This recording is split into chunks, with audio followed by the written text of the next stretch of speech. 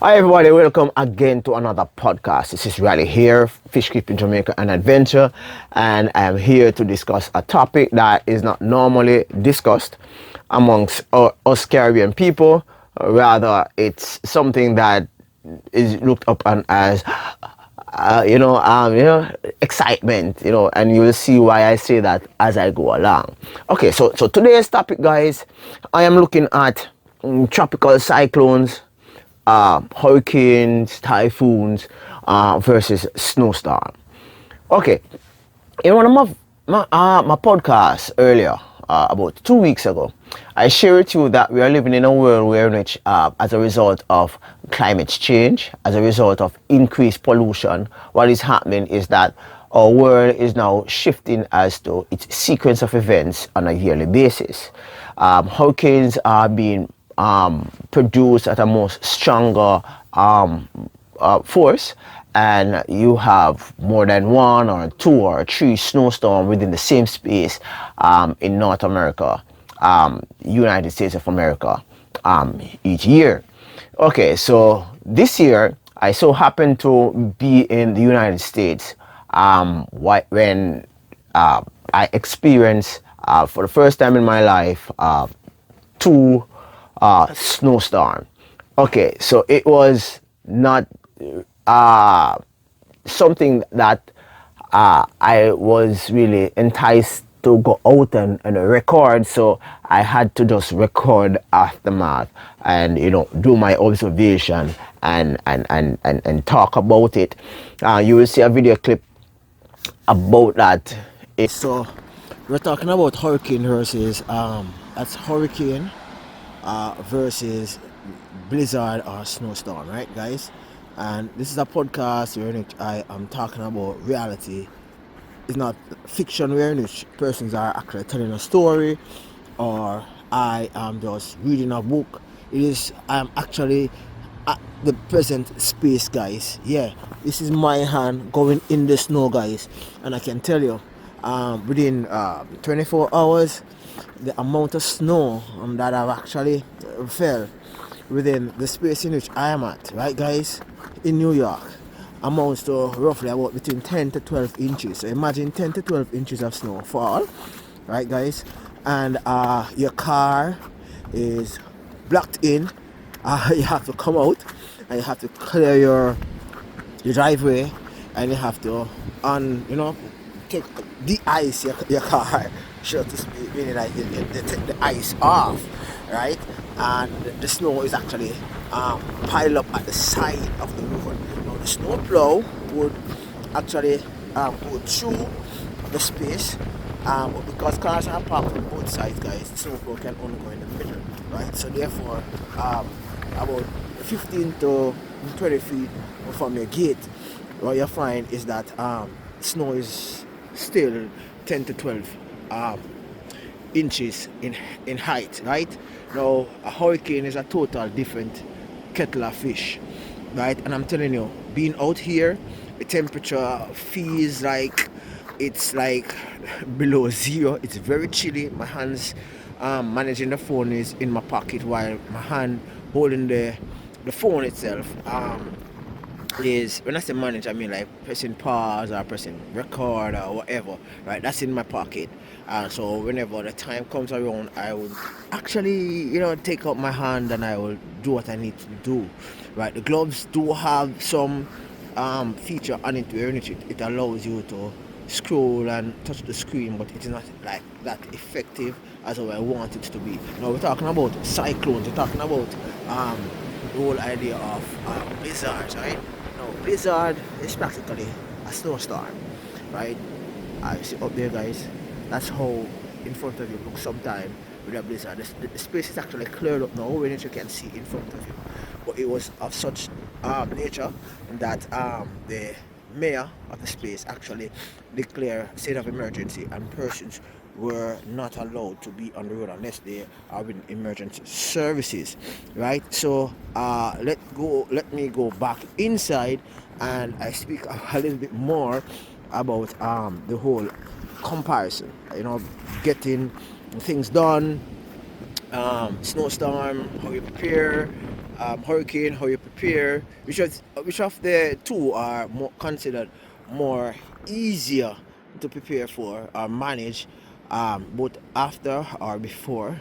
And right now, guys, I have just cleared a section of my yard for privacy. I will not venture right there with the recording, but where I'm at, right, and snow is still falling, so probably the next couple of hours, probably the next 24 hours, I might be out again trying to clear some more snow from where I'm at.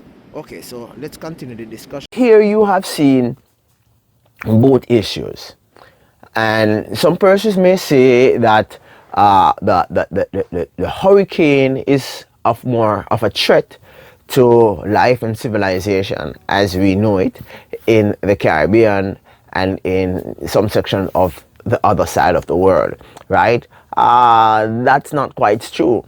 Both tropical cyclones and snowstorm has its implication on human life, human existence. Okay, so let's look at tropical cyclones first.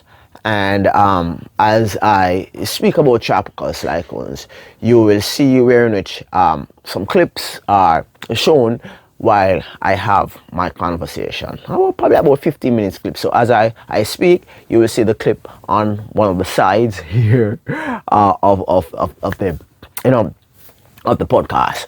All right, so hurricane season begins in June each year, and it officially ends November the 30th. Well, by November the 30th of the same year. So give or take, it's roughly about 5-6 months thereabout. Jamaican experience, well, the Caribbean experience, or the tropics, should I say, because a tropical cyclone, right? It experienced this this weather phenomenon, right? Now between December and May, right? Between December and May is normally referred to as a dry period. So after the wet season, which is usually June to November, you usually have a dry season, right? And the wet season doesn't necessarily suggest that you will have a hurricane. You can have sporadic seasonal rainfall, such as probably a tropical storm, or you can have a hurricane, or you can have intermittent rainfall throughout the entire period, which is referred to as the rainy season, right? During the dry season, however, guys, it is really dry. Where I live in Clarendon, right, guys, it is so dry that whenever dry season comes around, the space actually experience bushfires. Bushfires burn for acres, destroying crops, destroying property, destroying the fencing for property, everything. Wildfires. So you have one extreme, which is heat, a lot of heat, dryness, no water, to extent to which you have a lot of rainfall, right? Now, during a hurricane, what happened during a hurricane? Now, during a hurricane, guys, a lot of things happen. One is that it's a Jamaican thing. I don't know if it's a Jamaican thing or it's just a Caribbean thing, where a lot of persons, or it's just a people thing. A lot of persons never normally believe that a storm is coming whenever it is suggested, because you have to say suggested, because the weather personnel at times, they might say that the storm will be coming directly at us, and at the last minute or a couple of hours before, it changes direction, it goes somewhere else. Now, Jamaican people, they are so last minute that they will wait until the very last minute before they start to prepare for a storm. And so let's say that the hurricane is coming Tuesday, and they heard from as early as the Friday before. They will not go to the store and stock up on food and the necessities for the storm until the either the Monday day, during the Monday day, or in the Monday night, or at times, crazy enough, guys, they will attempt to do this during Tuesday, where everyone is planning to bunker down in anticipation of the storm. And so you have a lot of persons, they don't heed the message with regard to their medication, because some persons are on medication for all different type of illnesses. So therefore, they can't skip a day in not taking their meds. They will, get ill, and this will lead to further complication, which affects them going forward, being productive member of society. So they have to have their meds. And some of these people in Jamaica, I'm speaking about Jamaica, I'm not talking about the Caribbean, I'm speaking about Jamaica because I'm from Jamaica. They are so crazy, guys. They wait until the last minute before the storm, and then they prepare. To top that off, guys, some persons have Jamaican individuals, Jamaican people, property owners, they love trees, trees like mango tree, different trees all around their house. They love trees, so they will plant trees, and the trees will grow, overextend itself over house and over the road. And these trees have been there for years, mango time, apple time, pear time, breadfruit, so it's an aki.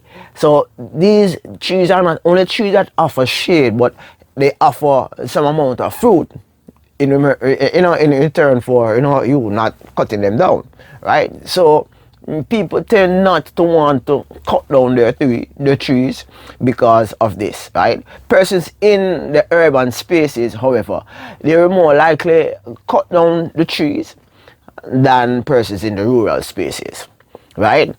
Persons in the rural spaces, right, their property sometimes you could say probably 50% of the time is owned, and the other percentage, it is either leased, or it is captured, or it is a family space, right? So as a result of that, there are some limitations as to the amount of preparation individuals can do as far as getting the property prepared for a storm.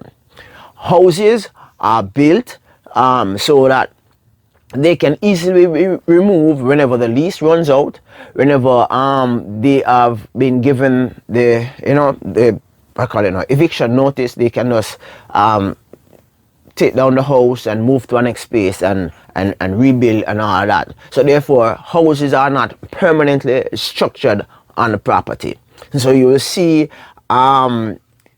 persons building in spaces that is really precarious as far as their safety, their family safety, and the whole idea of ensuring that the documents and all of the belongings are safe. Persons just build spaces where which they believe that in the future no one will really come and say that, listen, you have to move.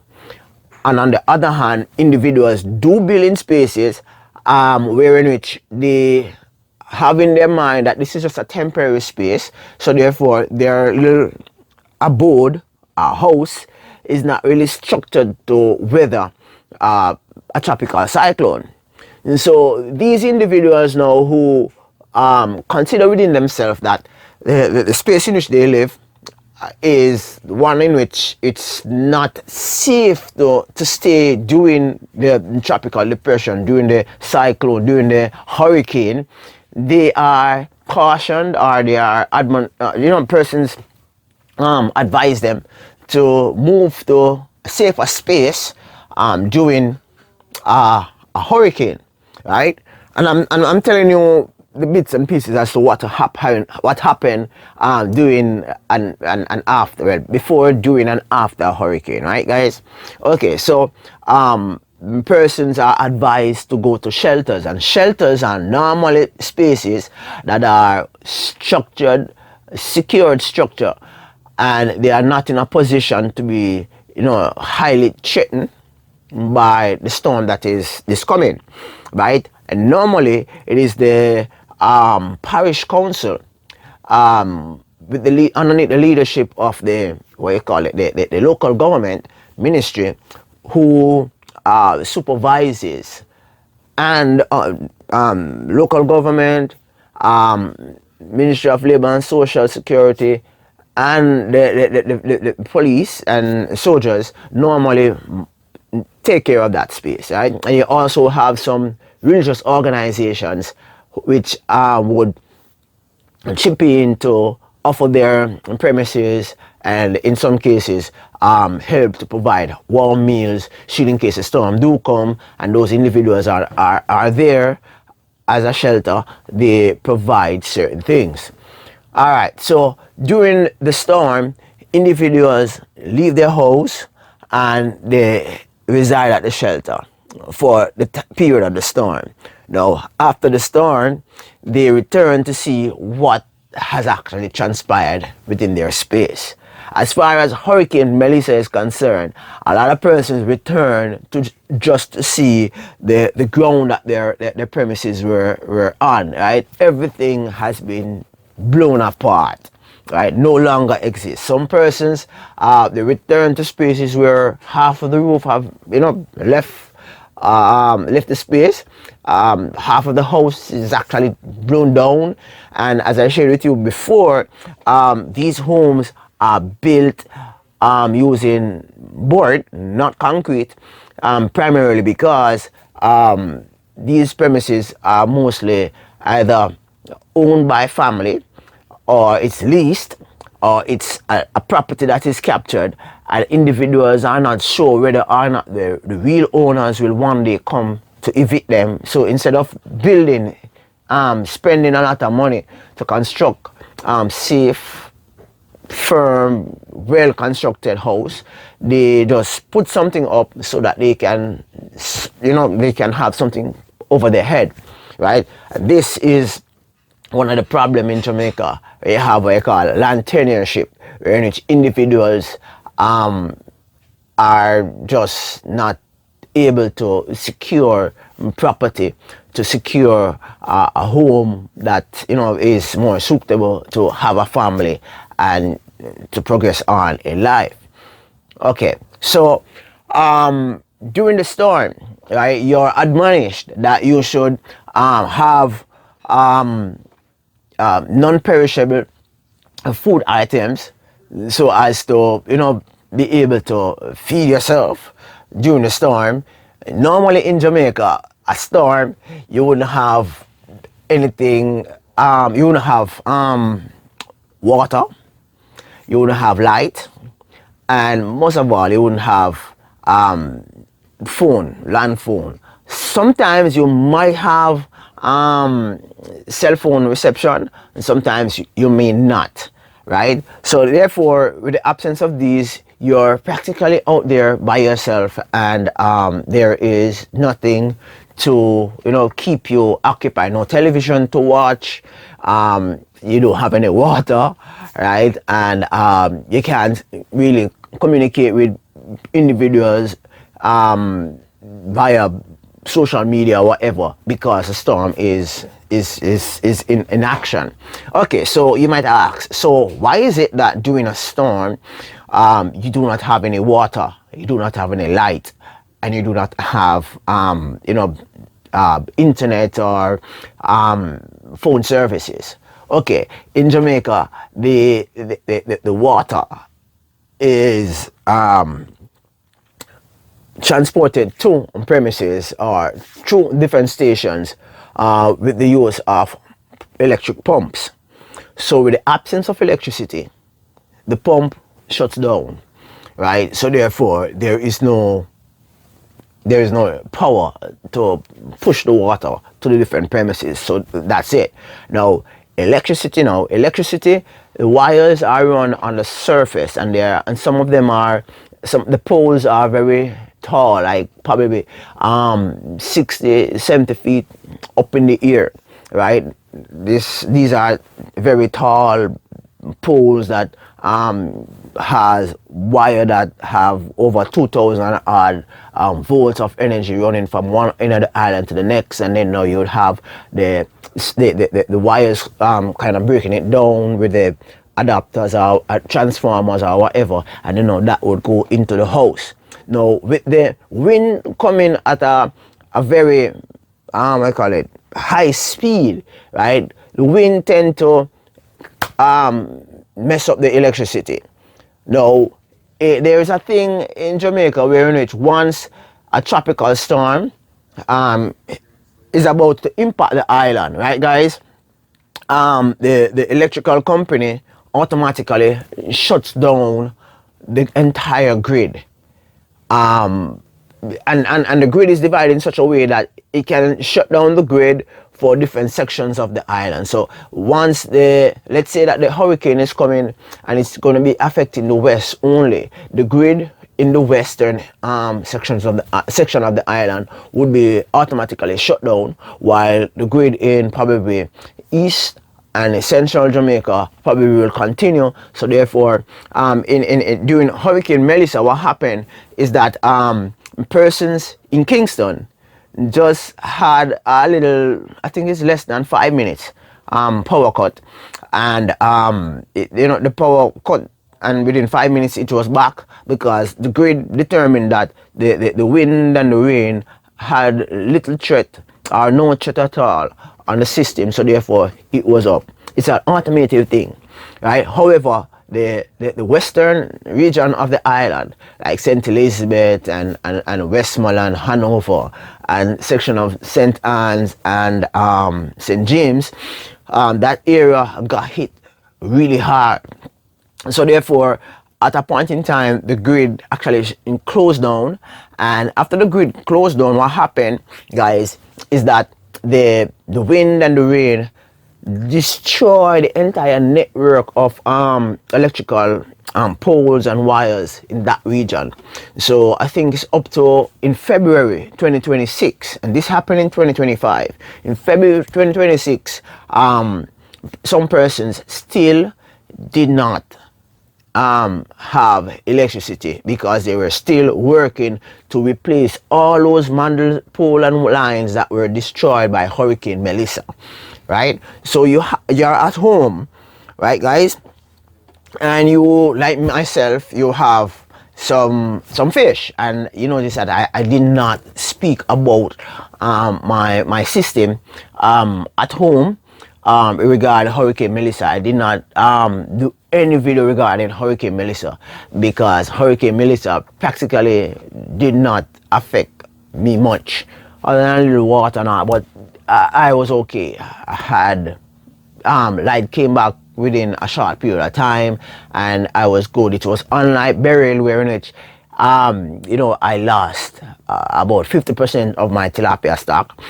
But for this Hurricane Melissa, it only the skirting of the tail actually went up my way, and the eye and the center turned into the western section a little bit past me in St. Elizabeth, and go through and devastated that section of the island, right? Okay, so you're home and you're with your family, whether at a shelter or you're at home, right? Or at a friend's house, right? The meal for the entire period until everything normalized will be something that is quick and fast and doesn't need refrigeration. And so therefore, persons who have like a lot of meat in their fridge, like chicken and beef and whole lot of stuff, meat in their fridge, they are looking at spoilage. And so the best thing to do, guys, is to cook everything, and as best as possible, consume everything. So if you have 30 pounds, 50 pounds, 60 pounds of meat to last you for the month, all of that have to be finished within probably 2 or 3 days the most. And probably by the second day, if there's no light, you might end up be consuming something that is spoiled, so you probably have to throw it away. right? Or you choose to use a lot of pepper, and you choose to use a lot of pepper or a lot of salt, and just hope that it doesn't spoil, because pepper and salt help to preserve, right?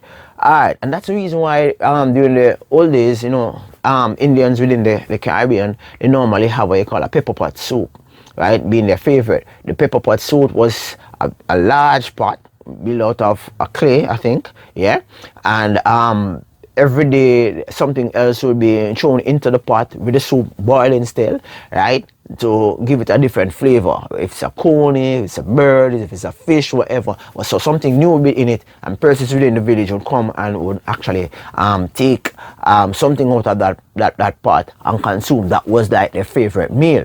All right, let's get back to it. So if it takes 4 weeks, 5 weeks for everything to normalize, that means within 4 weeks, 5 weeks, you will have to be bathing in less than 1 gallon of water.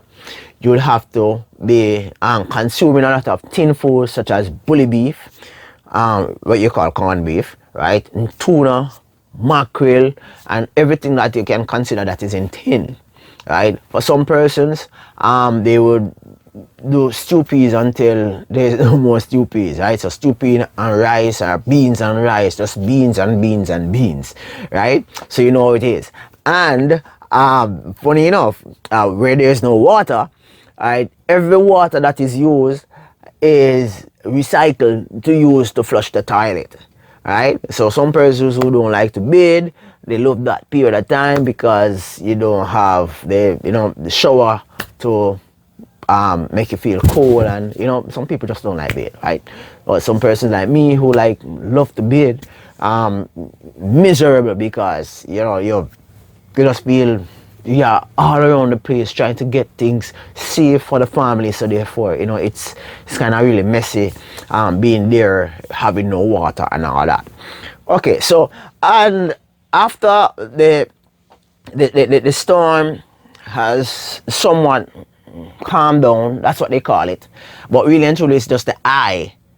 The eye during the hurricane, right? You have the front section, you have the eye, and you have what you call the eye wall, and you have the tail, right? So during the period where which the community is experiencing the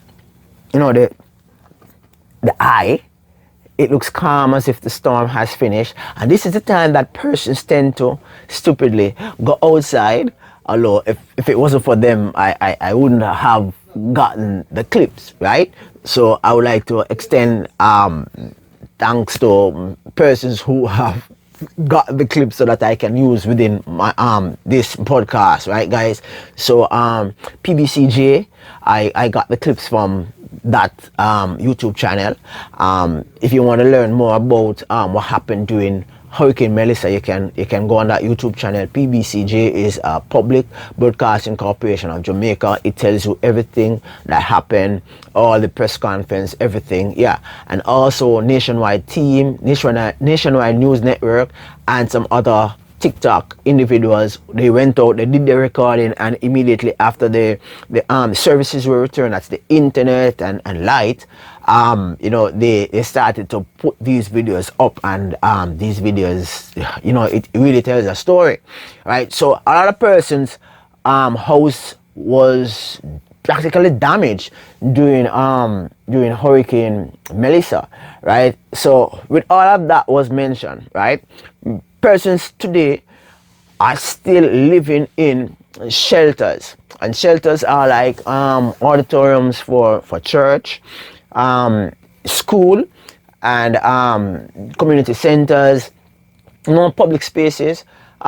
These are where shelters are, right? And you have a team of individuals who will come by periodically during the day to distribute food to these individuals, because these individuals have nowhere to sleep, nothing at all, nothing to prepare a hot meal. So they depend on the state so as to provide, right? Okay, so how do you prepare? I shared that already, right? When you get some canned foods, you get things that won't spoil overnight. So you're not gonna get a chicken or beef or lobster and all that. All those have to go into the fridge, right? You tend to get things like bread, crackers, biscuit, tin food, tin stuff, right? You also catch a lot of water in containers, and that's one of the reasons why I have the big 1,000 gallon water drum at the top of my house, right? So as to save water, and that really helped a lot, right? So I have that. And a thing that I don't have, that probably one day I will, is a standby generator, right? Now the generator helps, especially with during the storm. Your phone, you're taking pictures, you're trying to communicate as much as possible until the service is not in existence, right? So your battery for your phone runs out, and you're gonna have to know, oh, by the way, right before the storm, persons tend to go into the gas station and try to fill up as much as possible, because you want to end up with gas, to drive around, to drive, should in case gas becomes scarce, because as soon as the hurricane hits, everything closes off and you have what you call a state of emergency, right? So you use your motor car so as to charge your cell phone, and this process can take a really longer period of time when compared to if you charge your phone inside, right?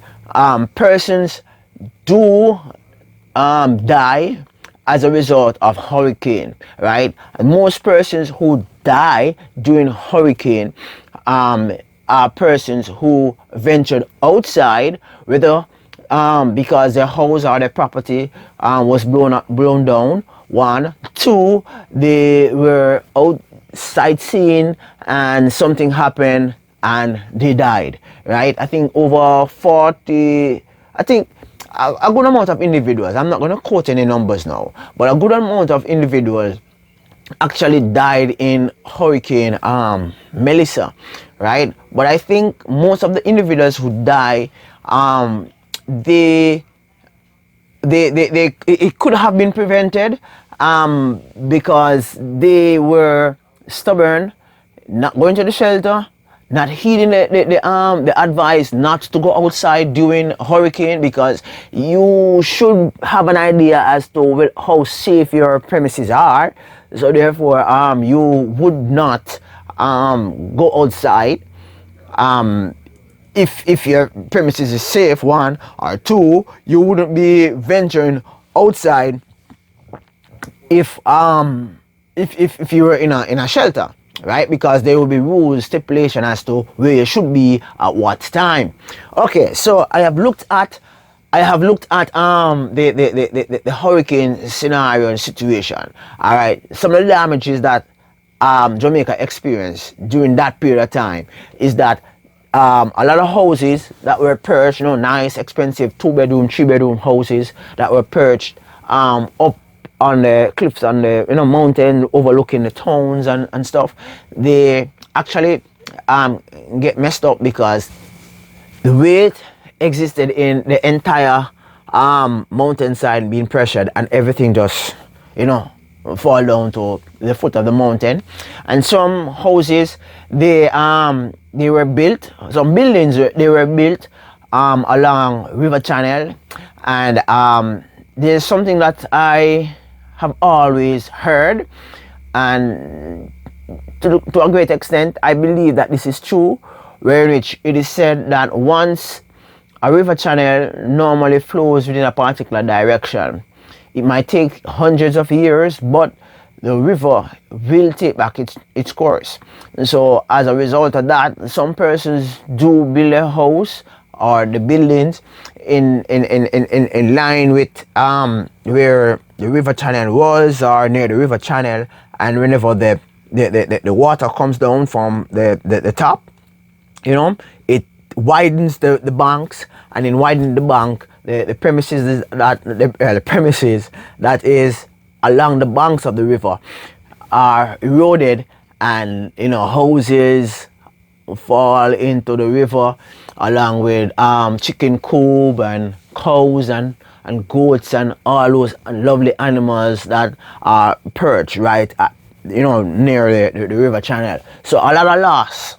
A lot of persons suffered loss during Hurricane Melissa, right, guys? The government is still trying to tabulate the amount of monies that they will have to use so as to assist citizens using their tax dollars, of course, to help to manage all of that. All right, so let's jump on to snowstorm. Now, snowstorm, and you know that hurricane deals with rainwater, right? Precipitation, rain, heavy rainfall. I'm talking about like 24, 30 inches worth of rainfall within one period of time. It's a lot of rain, right, guys?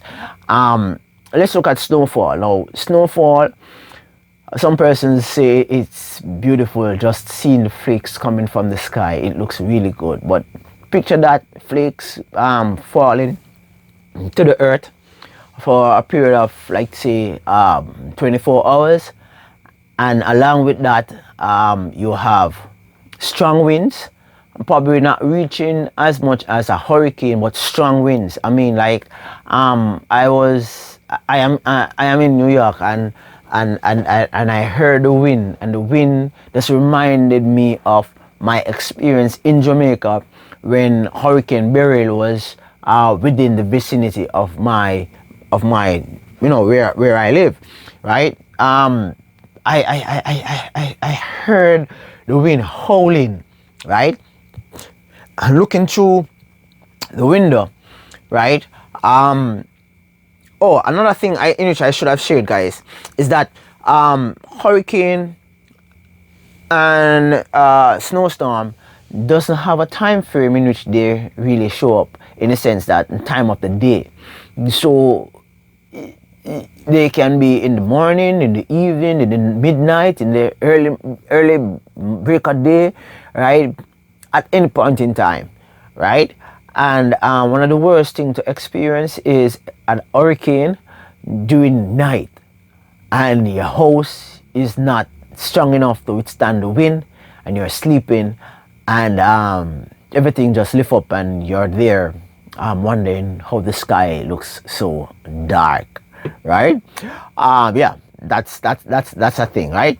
So with the snowstorm, two snowstorms that hit New York, it wasn't in the midday that it hit, right? It hit in the late evening. Well, the last one started earlier Sunday, I think. Yeah, earlier Sunday, but it picked up pace in the night, and by the next morning, you had some spaces had up to 15 inches of snow. Oh, some persons might say, but this is easy. All you need to do is just take up a shovel and just move the snow out of the way. Now, picture this. So, what happens is that when snow falls, right, guys, it is really a type of precipitation. So, it's gonna melt after a while. It can melt. It can stay there for a long period of time, whilst it can melt, right? At the as soon as it hits the ground, right? A lot of persons live in spaces, let's say in Brooklyn, where in which you are regulated as to the time of the days in which you can park on one side of the road, and the days in which you have to change and go over the other side of the road, right? So alternate day parking, they call it, right? So as to allow the street sweeper, which is a machine, like you drive the machine and it sweep the street, right? A truck, like, right? So if you are snowed in, and I say snowed in, I mean you're parked alongside your house, the snow comes, and the amount of snow that fell overnight or during the day or wherever, right? The snow reaches, let's say, it covers your wheel, right? You're gonna have to shovel not only around the snow, but possibly you're gonna have to shovel beside the vehicle, right? In front of the vehicle and behind the vehicle to get out, And when you get out, right, you're gonna have to you're gonna have to shovel the other side of the road where you have to park because it's alternate parking, right? I think New York during the snowstorm, post-snowstorm, they extended the alternate parking rules. So persons got enough time to, well, they say that persons got enough time to shovel up the snow from their vehicles so that they can move, right? Some persons are not young, so what they do, they just, the car is snowed in, so they just leave it alone and let the sun comes out and melt it, and that might take weeks, even months, right? So they just leave the car and they take the train to work. You might ask, so what about the road? No, what happens is that you have what you call snow plow. The snow plow normally tries to provide an opportunity for motor traffic to drive on the road. So the snow plow would have the plow set like a little slant like, and it'll be driving on the road and it'll be pushing the snow to one side of the road. And sometimes, guys, your car is snowed in already with the snow falling down, and the snow plow comes. If you don't move your car in time, or if your car is out there, the snow plow comes and it pushes the snow from off the road in the middle of the road, right, to one side of the road, right, which your car is on, and it practically buries your car in the snow. So it gives you additional work to dig out that snow from around your car so that you can move, right? A thing that you need to understand is that there is not the threat. Well, there's kind of a threat of properties being damaged as a result of snowfall, right? Because when a lot of snow falls on the house and the house structure is not firm, the snow buildup starts to melt in snow, becomes ice becomes heavy, and as a result of that heavy laden weight on top of the house, the roof collapses and the house is destroyed. But you don't hear much of that, right? Because persons do, a period of times they take measures so as to ensure that the property is kept up to certain level, right? In Jamaica, I share that some persons don't like to cut their trees, right, guys? They don't like to cut their trees because they produce fruit trees. In New York, you have the state, you have the city. They plant trees in different spaces.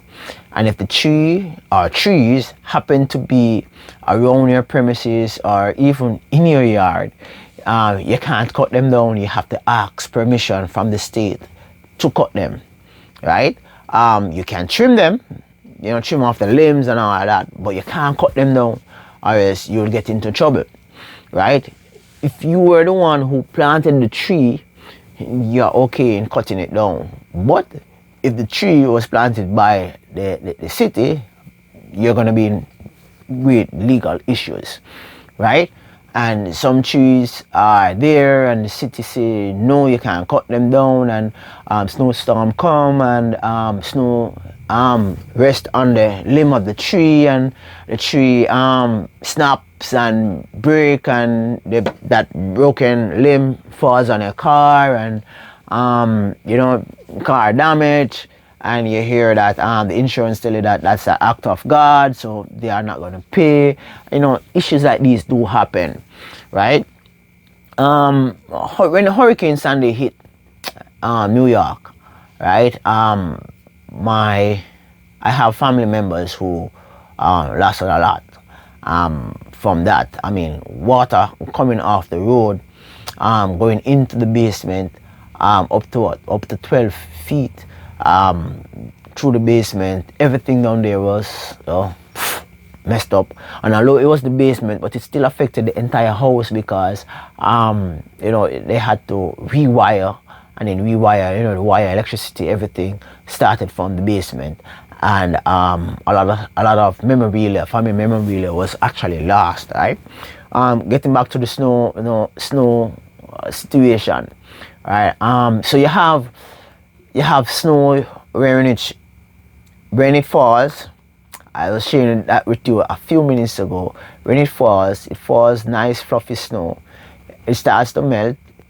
As it starts to melt, it starts to form ice. When it starts to form ice, it becomes slippery if it's on the road, or it's become heavy if it's on the tree limb or it's on the house top. And after a while, it can cause a lot of damage, right?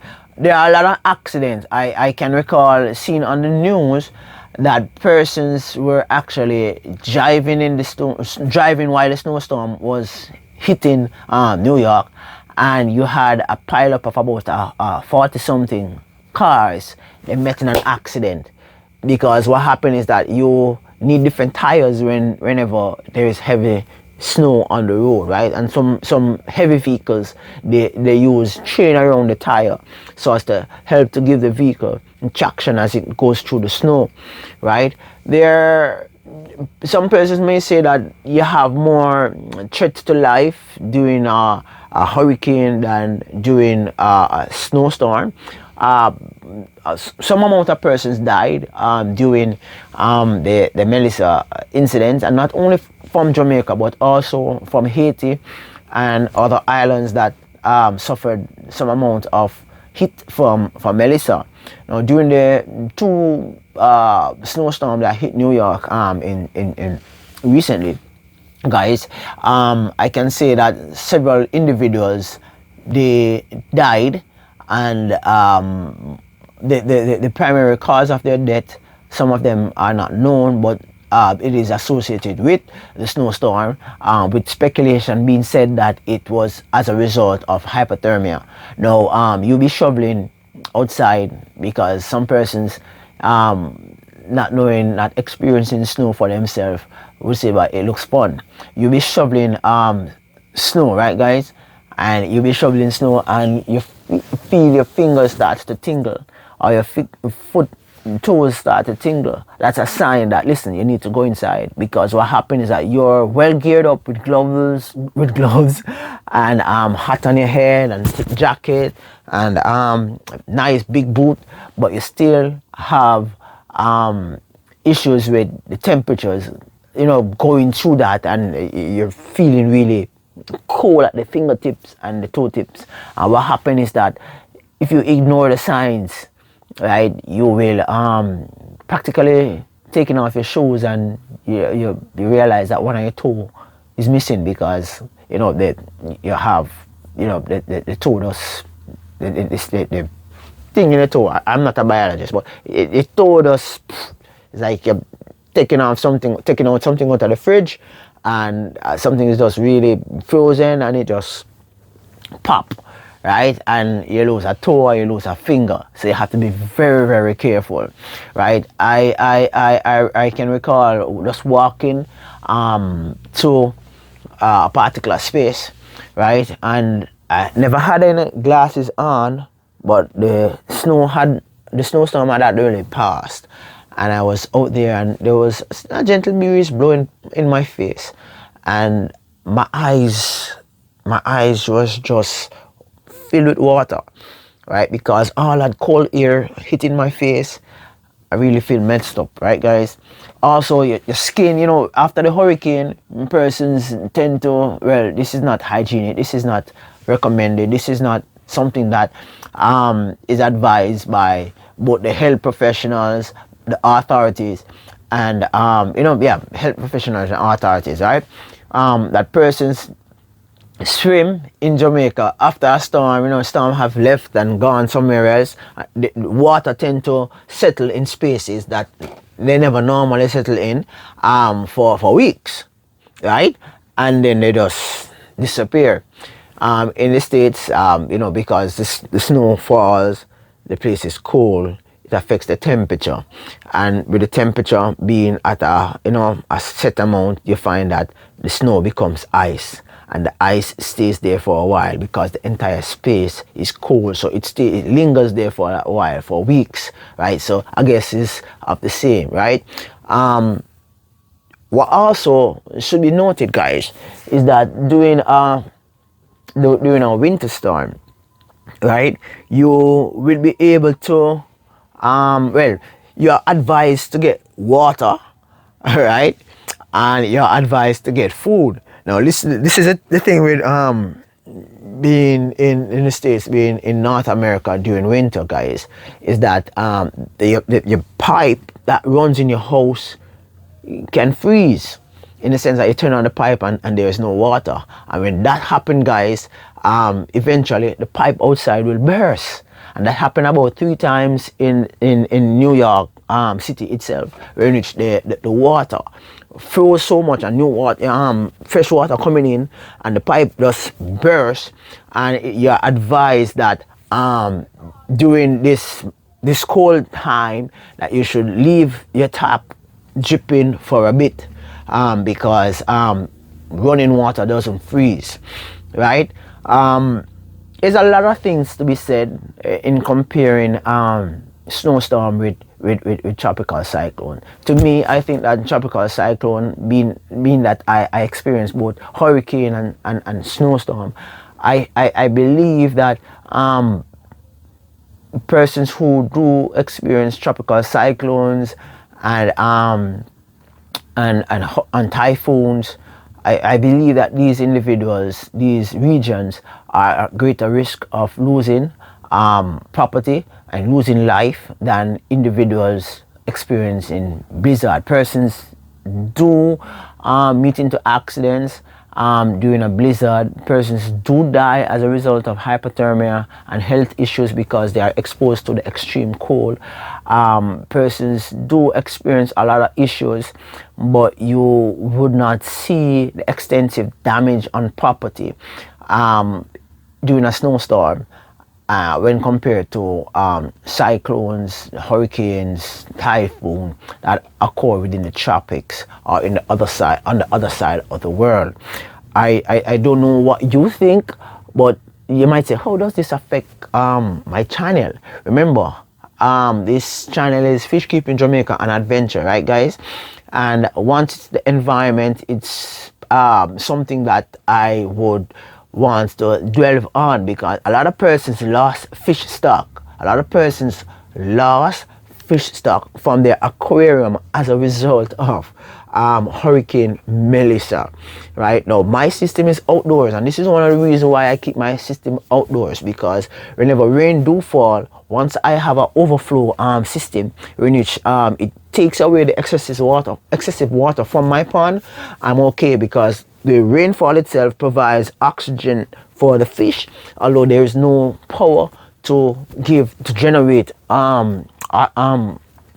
artificial oxygenation for the pond. The thing is that because my tilapias are large, they rely on they need high volume of oxygen to survive. So being in a space that is overstocked, and that's the danger, right? So being someone like myself who have container-based tilapia system, is more treacherous for my business, for my hobby to to survive.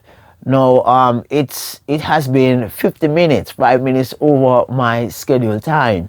I have yet to decide as to which of the two have greater implications on life, as far as cyclones, typhoon versus winter storm, snowstorm, blizzards, right? But both of them are threatening to life and property, right? I don't believe that the blizzard reaches the level in which cyclones and hurricanes are. The loss of life, loss of property, it's just crazy, right? And with blizzard, once you stay in and you do the necessary work in your space, meaning like you and you have your salt, you have your glove, your shovel, and you trim the tree, and you have your food. You should be good for a blizzard, right? And you gear up, right? Good.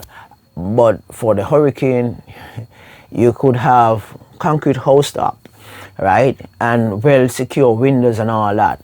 But your house is built on a hill or near a river channel. That house might end up become a boat as a result of it being it experiencing landslide and just being destroyed, right? I saw on the news where a house actually fell about 60 feet beneath a precipice, and the gentleman actually dug his way out of that house. And he was saying that he just buy one new fridge and everything gone. The precipice is in a precarious position that it's going to be very difficult for anyone to maneuver to get stuff out of that place, because on top of it falling down, mud and stone and everything fell down on the house. So you know that everything is lost there. He's going to just have to start over, and more than likely not there where he built, which was on a slope.